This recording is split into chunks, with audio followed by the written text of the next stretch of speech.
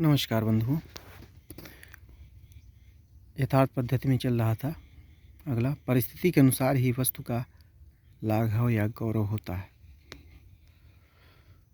परिक्षीणः कश्चित् स्पृहयति यवानां प्रसीयते प्रसीतये स पश्चात् संपूर्णः कलयति धरित्री तृणसमाम्।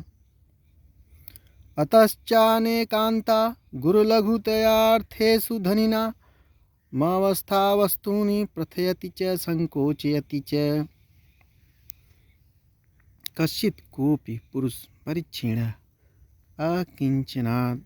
अकिंचनतां गतः सन् यमानां धान्यविशेषाणां प्रसीतये सामर्थ्येन कुब्जीकृताय पाणये प्रसीति मात्र यवेभ्यः इत्यर्थः स्पृहयति कांक्षति सः पुरुषः पश्चात् अनन्तरं संपूर्णः धन संपन्न सन् धरित्री पृथिवी तृणसमां तृणतुल्यां कलयति गणयति। अतः अस्मात् कारणात् अर्थेषु वित्तेषु गुरुलघुतया महत्त्वाल्पत्वभावेन च अनेकान्ता अनियतरूपा धनिनां धनवताम् अवस्था दशा वस्तूनि पदार्थान् प्रथयति च विस्तारयति च संकोचयति च संकुचितानि करोति च। दरिद्रता की हालत में मनुष्य एक मुट्ठी जौ के लिए भी ललाता रहता है। फिर वही आदमी जब धन धान्य से परिपूर्ण हो जाता है तो सारी पृथ्वी को तृण के समान समझता है। तब पदार्थों की लघुता और गुरुता के विषय में कोई स्थिरता नहीं है। धनिकों की अवस्था ही पदार्थों को बड़ा या छोटा बनाती है।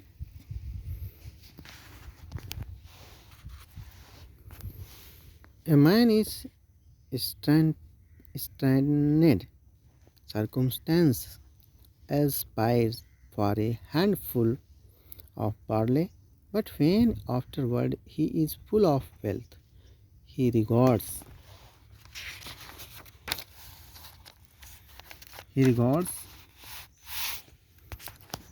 the whole earth as a straw. Hence there is no fixed eye regarding largeness and smallness of the objects. The state of the rich magnifies and minimizes things. Sanskrit भावार्थ। वस्तूनां गुरुत्वं लघुत्वं वा नियतं नास्ति यतो हि पुरुषस्य नीच दशायाम् अल्पमति वस्तु महत् भाति तथा उच्च दशायां महत् अपि वस्तु अल्पम प्रतिभाति। अर्थात क्षीण दशा लघ्वपि वस्तु गुरु करोति तथा संपन्नावस्था गुरु अपि वस्तु लघु करोति। अतो विवेकिना सदा समबुद्धिनां भाव्यम। परिक्षीणः दरिद्र होने पर परिधन छीधन अक्त दीर्घ तस्य न चियो दीर्घात इत्यनेन प्रसीतये मुट्ठी भर के लिए ईषत् संकुचित अंगुली सहित हाथ या लय को प्रसिद्धि कहते हैं। पाणिनिर्कुब्जः प्रसिद्धि इत्यमरः अत्र स्पृहेरिप्सितः इति सूत्रेण चतुर्थी। संपूर्ण भरा पूरा समधन प्रीधनक्त कलयति गिनता है या समझता है। अनेकार्थः धातवः तृण समा दिनके के बराबर तृणेन समा तृतीया तत्पुरुषताम गुरु लघुतया गुरुत्व और लघुत्व के कारण या बड़ी और छोटी होने के कारण गुरुश्च लघुश्च इति गुरु लघु द्वंद्व समास। तयोर भाव गुरु लघुता गुरु लघु धनतल धनटाप धनतया हेतौ तृतीया अनेकांता जिसका कोई निश्चित रूप न हो। एकः अंतः यस्याः सा एकांता बहुब्रीहि समास। न एकांता अनेकांता न तत्पुरुष यह अवस्था का विशेषण है। अवस्था दशा स्थिति अवधन अस्थाधन अंग आतश्चोपसर्गे इत्यनेन ततः टाप। प्रथयति फैलाती है प्रथ धन ऋच धन लट धन तिप। संकोचयति संकुचित या संकीर्ण बनाती है। सम कुछ धातु ऋच प्रत्यय धन लट लगा तिप। इस श्लोक में शिखरणी छंद है।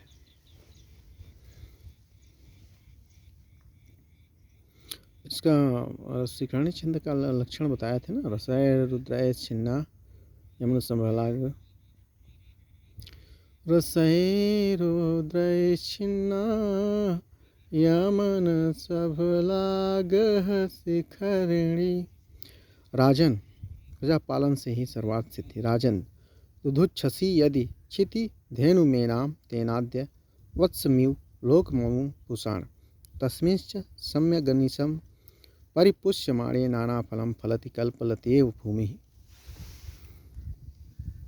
राजन, नृपते यदि चेत एनाम एताम क्षितिधेनु गोसदृशी पृथ्वी दुधुच्छसि दोग्धुमिच्छसि तर्हि तेन कारणेन अद्य इदानीम् अमुम इमं लोकं जनः वत्सः गोवत्सं तर्कणम् इव पुषाण पालय तस्मिन् लोके अनिशं सततं सम्यक् सुष्ठुरूपेण परिपाल्यमाने भूमिः पृथिवी कल्पलतायु कल्पवल्लीव नानाफलं बहुविधफलं फलति निष्पादयति।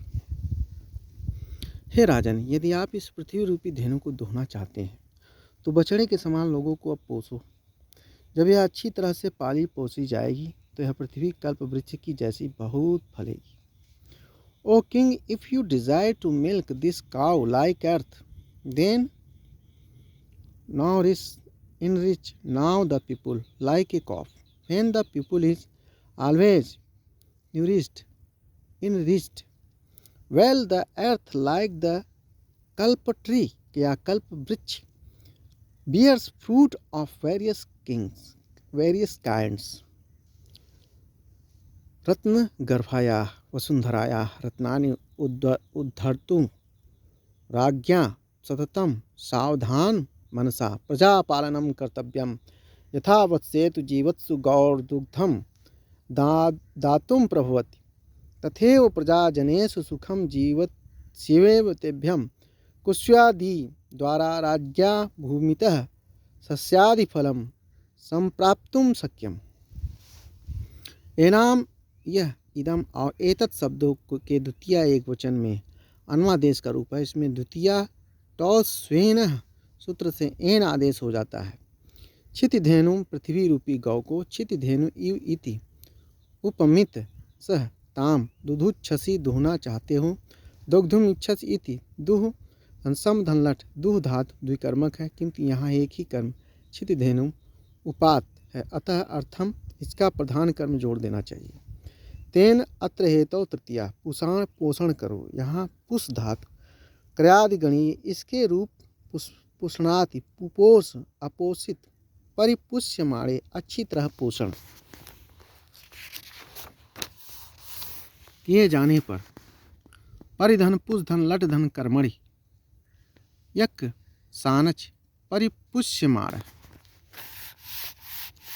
परिपुष्यमाण तस्मिन् नाना फलम अनेक प्रकार का फल नाना फलम सुपसुपा समास।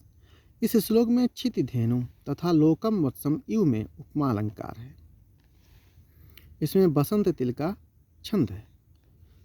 अगला है राजनीति की वेश्या से तुलना। सत्यानता च परुषा प्रियवादिनी च हिंसा दयालुरपि चार्थ पराद वदान्या नित्य व्यया प्रचुर नित्य धनागमा च वारांगनेव नृपनीति नेक रूपा। सत्या यथार्थ रूपा अन्यथा मिथ्या रूपा परुषा कठोरा प्रियवादिनी प्रियंवदा च हिंसा धातुका दयालु अपि कारुणिका च अर्थपरा धनलुब्धा वदान्या च दानसौंडा च नित्य व्यय कारणी प्रचुर नित्य धनागमा च प्रचुरः बहुलः नित्यः अनवरतः धनागमः धन प्राप्ति यस्याः तादृशी च वरांगना इव वेश्या इव निपनीति राजनीति अनेक रूपा बहुरूपा अस्ति। अनुवाद है, कभी सच्ची और कभी झूठी, कभी कटु भाषणी और कभी मधुर भाषणी, कभी हिंसक और कभी दयालु, कभी धन लोलुप और कभी उदार, कभी खूब खर्च करने वाली और कभी खूब धन संचय करने वाली राजनीति वेश्या के समान अनेक रूप धारण करती है। कभी सच्ची और कभी झूठी, कभी कटु भाषणी और कभी मधुर भाषणी, कभी हिंसक और कभी दयालु, कभी धन लोलुप और कभी उदार, कभी खूब खर्च करने वाली, कभी खूब धन संचय करने वाली। राजनीति वेश्या के समान अनेक रूप धारण करती है।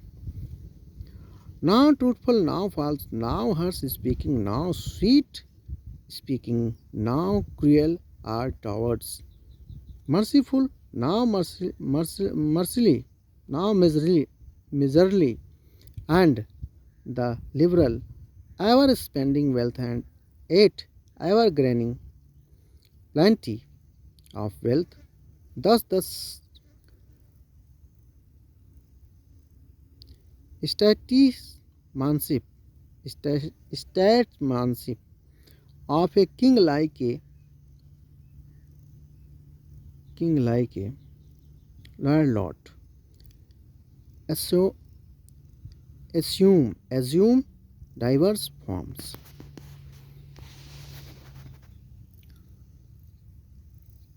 सत्यासत्यादिभिः परस्पर विरुद्धैर्द्वन्द्वगुणैरजिता राज्ञो नीतिः वेश्या इव नानारूपैः शोभते।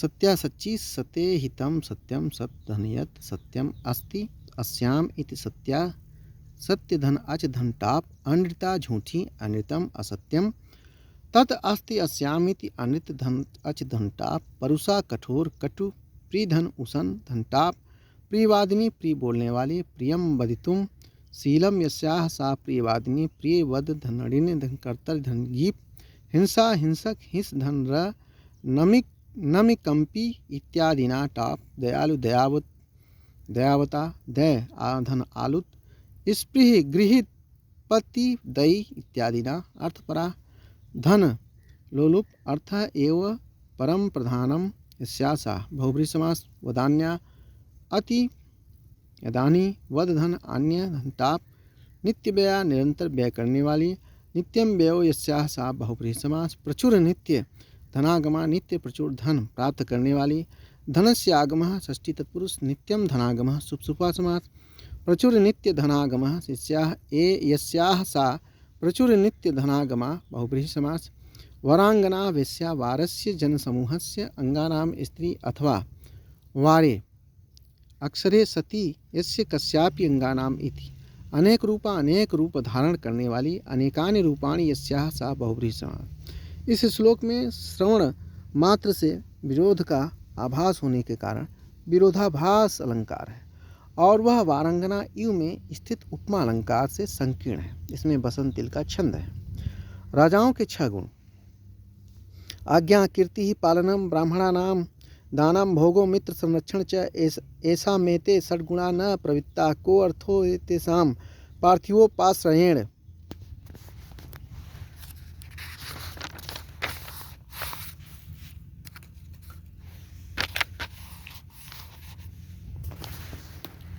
संस्कृत व्याख्या आज्ञा आदेश कीर्ति यश ब्राह्मणानां विप्राणां पालनम संतर्पणम दानम सत्पात्रे धन त्यागः भोगः संपत्तिजन्य मुखानुभवः मित्र संरक्षणः सुहृद जन रक्षा च ऐसां राज्ञा न प्रवृत्ता न प्रवर्तन्ते तेषां राज्ञाम् उपाश्रयेण सेवनेव पार्थिव। हे राजन कः अर्थः को लाभ न कोप्यर्थः।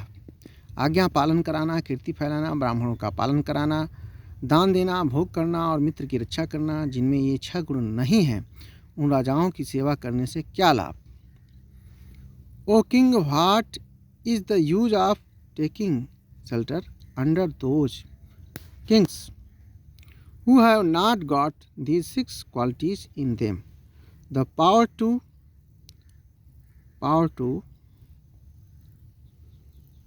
enforce command, fame, the protection of Brahmans, charity,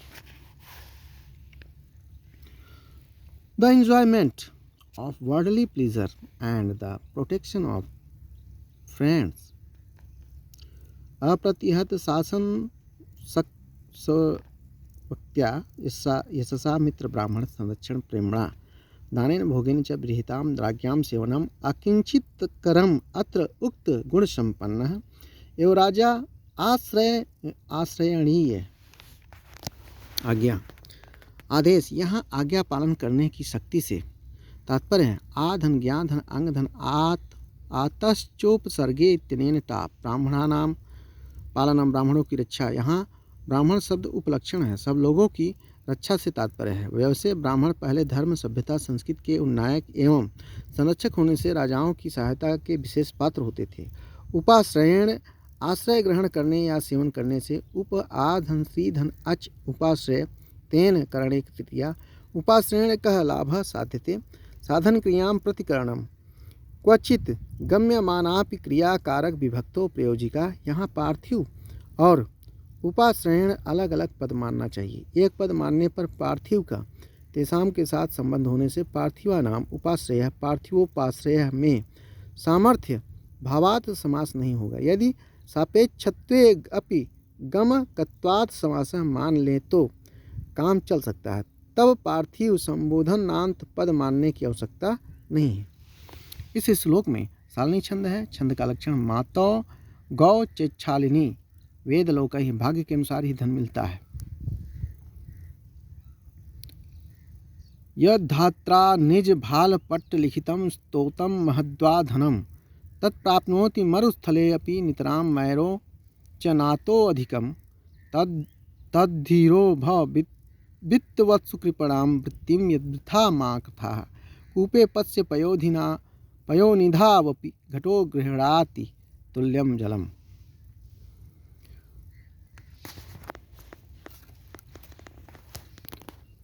धात्रा ब्राह्मण, स्तोतम अल्प, महत वा अधिकम वा यत धनम वत्सु, निज भाल पट्ट लिखितम निजम स्वकीयम भालम ललाटम एव पट्टे तत्र लिखितम निर्दिष्टम तत् धनम मरुस्थले अपि मरुभावपि नितराम साकल्येन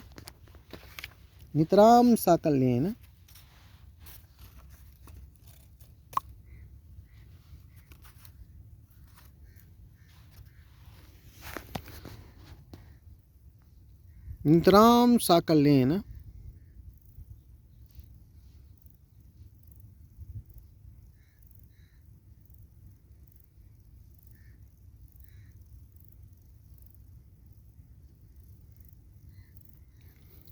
साकल्येन प्राप्नोति लभते मैरो च सुमेरु पर्वते च ब्रह्म।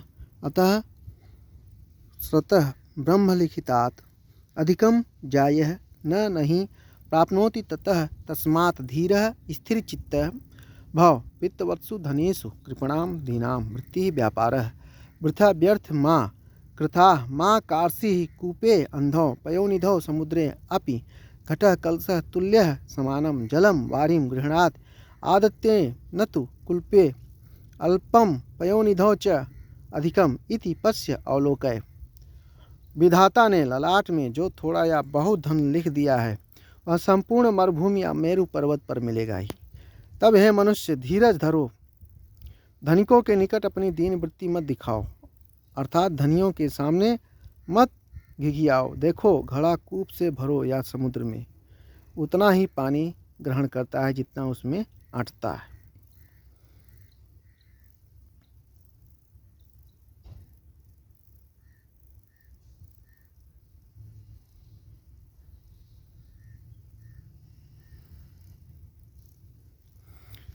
सचमुच में घड़ा कूप से भरो या समुद्र में, उतना ही पानी ग्रहण करता है जितना उसमें अटता है। तो बात वही है। Even in desert or on mountain Meru a man gets entirely that amount of wealth, little or much, as has been allotted by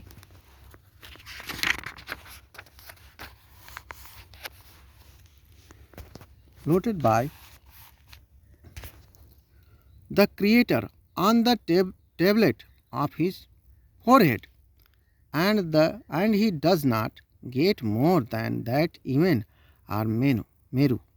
Therefore, the equanimous minded do not behave objectively in vain toward the wealthy.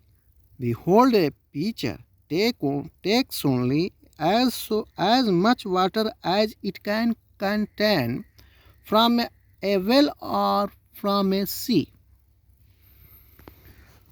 नरस्य ललाटे ब्रह्मणाम अल्प वा बहु या मत यत धनम लिखितम तत् स कुत्रापि प्राप्नोत्येव। अतः तेन स्थिरचित्तेन भाव्यं धनिनः स्वीयां दीनां चेष्टां न दर्शयेत्। तत्र दृष्टान्तः घटः कूपे समुद्रे या तुल्यमेव जलं गृह्णाति, न तु कूपे अल्पं समुद्रे च अधिकं। तथैव नरः मेरौ वा मरौ वा स्वभाग्यानुसारम् अल्पं वा बहु वा धनं समानरूपेणैव ग्रहीतुं शक्नोति। तर्हि धनिनां पुरतो दीनता प्रदर्शनेन को लाभः।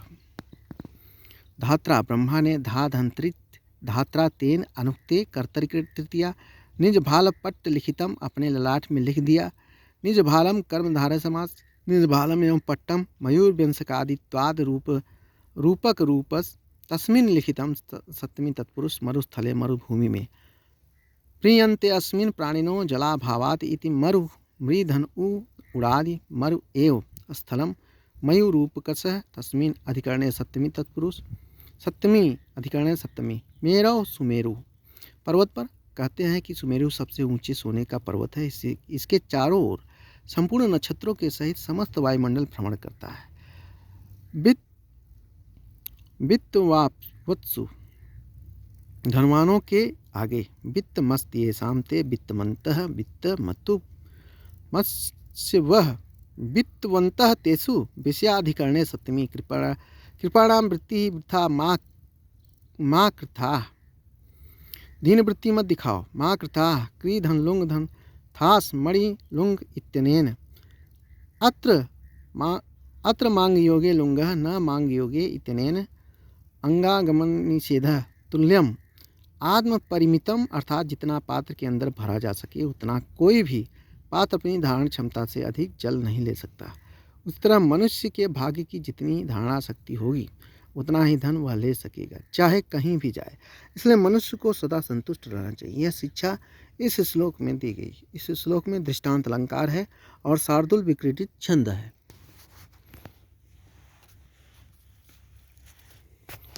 आज इतना ही। बहुत बहुत धन्यवाद। अब अगला दिखाएंगे अथ दुर्जन पद्धति।